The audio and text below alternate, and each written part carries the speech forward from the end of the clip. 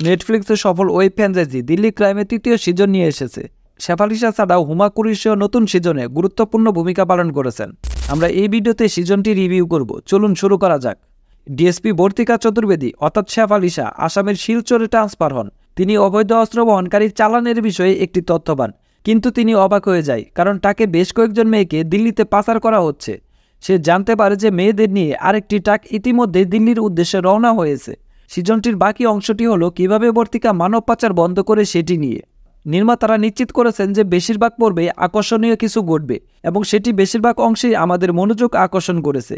এটি এমন একটি ঘটনা নিয়ে তৈরি যা বাস্তব জীবনের ঘটনার ওপর ভিত্তি করে তৈরি বলে মনে হয় এবং সেইভাবেই পরিচালনা করা হয়। তদন্তের অংশটি ধীরে ধীরে গতি পেতে শুরু করে এবং কয়েকটি পর্বের পরে কাহিনীগুলো আরও শক্তিশালী হয়। গল্পটি আসামে শুরু হয় এবং দিল্লিতে বেবিনুর মামলার সাথে এটি যেভাবে সংযুক্ত করা হয়েছে তা দুর্দান্ত ছিল। শেষ দুটি পর্বতে উত্তেজিত এবং স্পন্দনশীল মুহূর্ত রয়েছে। শেফালিসা আবারও খুব দুর্দান্ত ছিল, কারণ তিনি বর্তিকা চতুর্বেদী চরিত্রে অনেক গুরুত্ব সহকারে ভূমিকা পালন করেছেন। কিন্তু সিরিজটিতে যে সবার নজর কেড়েছে তিনি নিঃসন্দেহে হুমা কুরেশি। প্রতিপক্ষ হিসেবে তিনি ভয়ঙ্কর চরিত্রে অভিনয় করেছেন এবং তার ভূমিকাকে নিখুঁতভাবে তুলে ধরেছেন।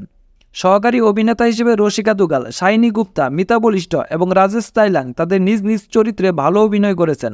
অন্যদিকে কেরাম সিনেমার অভিনেত্রী যুক্তি থারাজা একটি দীর্ঘ কেমিও চরিত্রে অভিনয় করেছেন।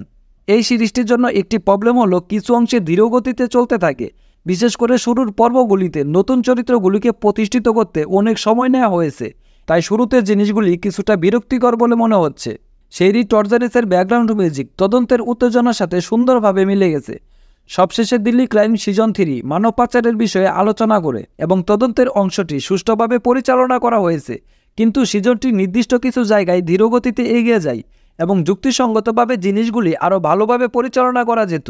আপনি যদি অপরাধমূলক ড্রামা দেখতে আগ্রহী থাকেন তাহলে দিল্লি ক্রাইম সিজন 3 একটি দেখার জন্য ভালো যোগ্য সিরিজ। এই সিজনটির জন্য আমাদের রেটিং হচ্ছে 3.5 আউট অফ 5। ভালো থাকবেন সবাই।